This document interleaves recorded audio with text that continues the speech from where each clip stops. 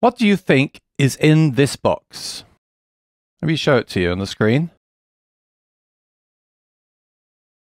Would you believe me if I told you there was a guitar in here? I don't think you would unless you're familiar with this brand of guitars.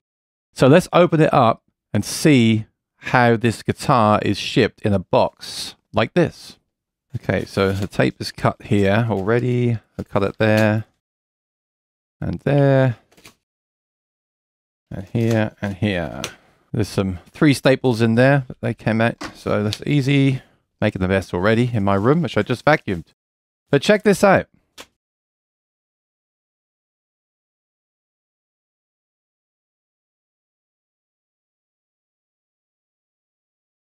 This is what was in that box. So it's starting to make more sense now, right?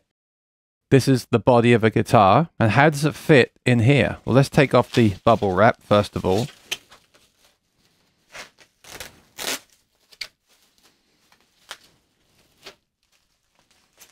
Okay, it's starting to look more like a guitar now. Here is a gig bag. Oh, but there's something on the side of the gig bag. So what is that? Aha. Now it's starting to make more sense, right? This is a Klos guitar, carbon fiber, travel size, so it's already small, but also the neck detaches from the body, so you end up with a very lightweight backpack with straps on the back that you can take on a plane or basically anywhere to a gig, and you just have to do some simple assembly when you get there. There's a QR code how to get started. There's a really good pocket in the front for your accessories. What we're going to do is undo these clips and take there. You can see the strings coming through, right? So the strings are still attached to the guitar. This is wild. There's another good pocket here on the front. It's a really nice case with plenty of space for accessories. So here is the neck, obviously. Yeah. So that's the case for the neck. Once this is assembled, you can also just have this as a regular gig bag. You don't have to do this every time, but if you are flying somewhere, then this means you can take it on the plane with you fairly easily. These are stainless steel frets. You might be wondering why the capo is on the guitar. Well, it's holding the strings on. If you do something like change the battery inside an acoustic guitar and you remove the strings to do it, if you put the capo here, the strings will stay on the headstock and you can put them back in again. So that's why they've done this. We can still use these strings. We haven't got to use a brand new set of strings.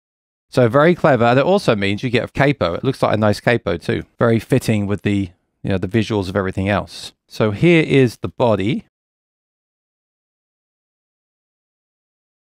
So this is what you get, a broken guitar. You can play a prank on your friends with this as well. Say, hey, look, I broke my guitar.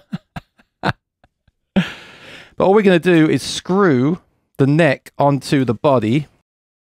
As you can see here, there's 4 holes, and there is an LR Baggs Anthem pickup system inside as well. Be careful of that undersaddle pickup. It's kind of sticking out right now. We have to make sure that goes in. The saddle is not on the guitar because it would fall out. So we put the saddle in there as well. I'll go through that in 1 second. Unhook this here. The top comes up. So it is a regular gig bag, like I said. There's also another pocket on the top as well. This is what you get to put the neck on the guitar. So let me do that now with a close-up. A close-up. Get it? All right. So you get a truss rod tool. You shouldn't need it because this is carbon fiber, but it does have a truss rod. So you can make adjustments if required.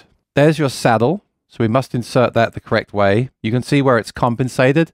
So where it's compensated, it goes under the B and E string. So that's pretty easy. It means it goes that way. We have a little mini screwdriver, which is nice. We have some picks in there as well. It says Park City. So actually, when you buy one of these, you do get everything you need to play the guitar, which is nice, apart from a tuner, but I guess you can always have that on your phone. And here are the long bolts that bolt the neck onto the body. So let's attach that right now. So this is pretty easy. Obviously, put your saddle in. Make sure your pickup is completely flat. That's very important. Put the saddle in the right way round as well. So I noticed that these strings were twisted, so they weren't lining up. So I just rotated the neck. So you can rotate the neck until you see clearly that the E string obviously is at the bottom, then the A, then the D, then the G, the B, the E. Make sure that the strings are in line Otherwise, you might have a problem when you put the neck on. I also noticed that I couldn't just drop the neck straight in. The strings are too tight. So I think when they shipped this, they tightened these tuners up too much. I don't know why they did that, maybe for shipping. But I'm just going to go ahead and loosen these more. You should be able to because the capo is holding the strings on. Now that I've loosened the strings more, the neck is dropping right into the slot. And that's how it should be. Just in case you get yours and it's got like that as well. Because you don't want to force it in there. You don't want to break all the strings and damage your bridge or anything, your saddle, I should say. So now we're going to hold that on together and we're going to put the screws in and then use this tool that they provide, which is nice, to tighten those screws. Okay, so that's all nice and tight. Don't lose this screwdriver. It's very cool and easy to carry around. So now the strings are all very slack because I loosened them to put the neck on. So I'm going to tighten the strings up to get some kind of pitch out of them. And the reason we're doing this is so that when we take the capo off, they don't fly out of the tuning pegs. Of course, what you could do is just take the strings off completely, pack it away without the capo. You don't need to worry. And then when you get to your destination, put new strings on. You could do that. It'd be even easier if you did that to travel with this guitar because you wouldn't have to worry about the strings being on there and holding the neck onto the body. Okay, now there's some pitch. I'm going to remove the capo by turning the screw on the bottom. It says Klos on it and you've got a nice turning mechanism and it's got rubber to protect it. They did put it on there really, really tight. There's like grooves in the capo. I just wouldn't do that. I would put the capo on loose. You don't need to grip it like that. And I presume those grooves will come out over time, although they have kind of dented the rubber quite severely. But now you should be good to go. So these are stainless steel frets, which I'm a huge fan of on acoustic. I don't know why more companies don't use them. This is the LR Baggs Anthem system, which I'm also a big fan of. It has a microphone under the bridge and also an undersaddle pickup that you saw earlier. So now I'm going to play this into the stereo microphone recorder and also play the pickup directly into the computer so you can hear the direct sound of the pickup system, and then I'll come back and give you my thoughts and opinions at the end. This is a great time to say, if you're new here, please subscribe and ring the bell. That really helps me out too. Thank you.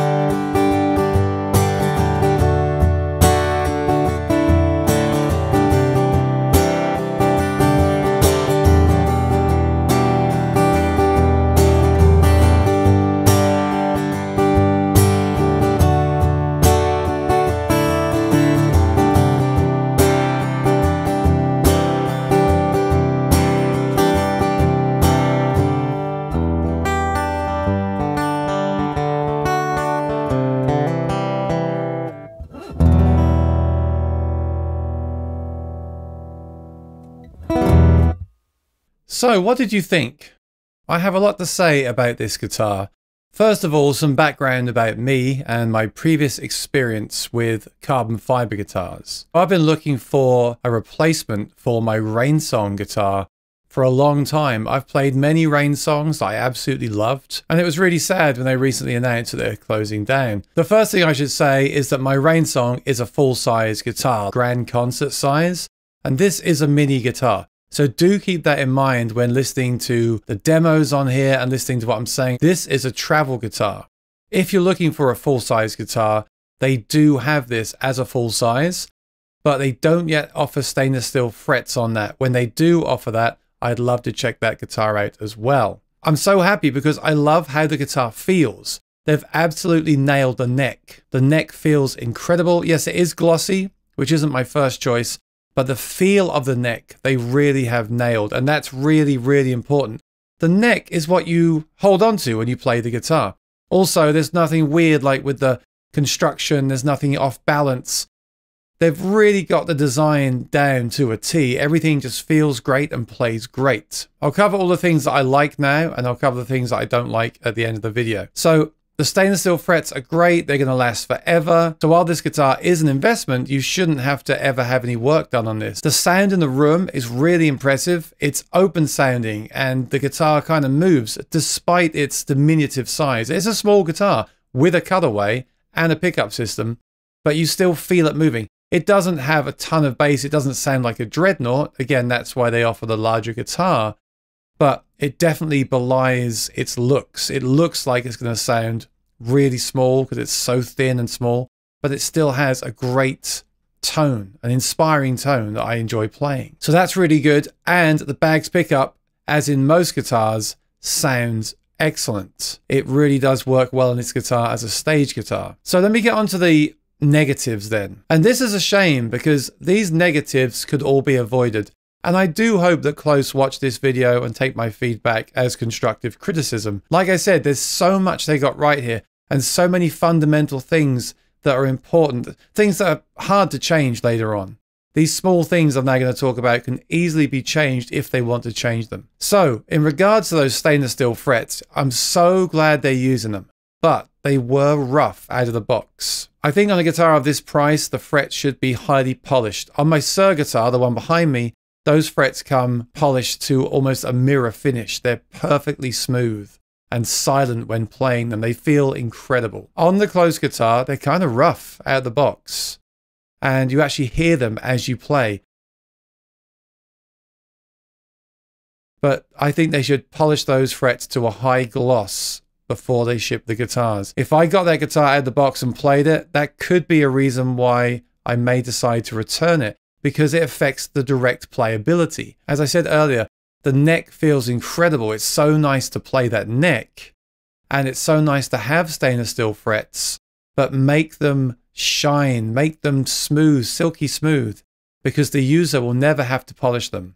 And it's also not easy for the end user to polish those frets because of the carbon fretboard. So I really think they should make that change. Secondly, the pickup, while it does sound excellent, in my opinion, if you check out the demo that I did in this video, I think the pickup translates really well, as the Anthem does in many guitars. It always makes a guitar sound bigger and impressive. I really love that pickup. If you watch my channel, you'll know I'm a huge fan of the Baggs Anthem. However, again, there's a few small things that need to be looked at here. First of all, it's really important on any of these installations that the saddle is perfectly flat on the bottom. This one wasn't. That's pretty common with many brands, to be fair, and a pretty common installation thing with any undersaddle pickup. So if you have a guitar with an undersaddle pickup or this guitar, make sure the bottom of that saddle is completely flat using a straight edge. It's been corrected and now it's fine and everything sounds balanced. But there's some other things to note with this install as well. The battery is in a battery bag, usually installed down here. On this guitar, it's installed here. And there are some wires in the way. So if you want to change the battery, they do get in the way. And also, the way they've installed it, you can kind of hear it when you shake the guitar. I tried to go in there and fix that. I couldn't do it. I think they should install that in a different part of the guitar or find a way to make it so it doesn't make the noise.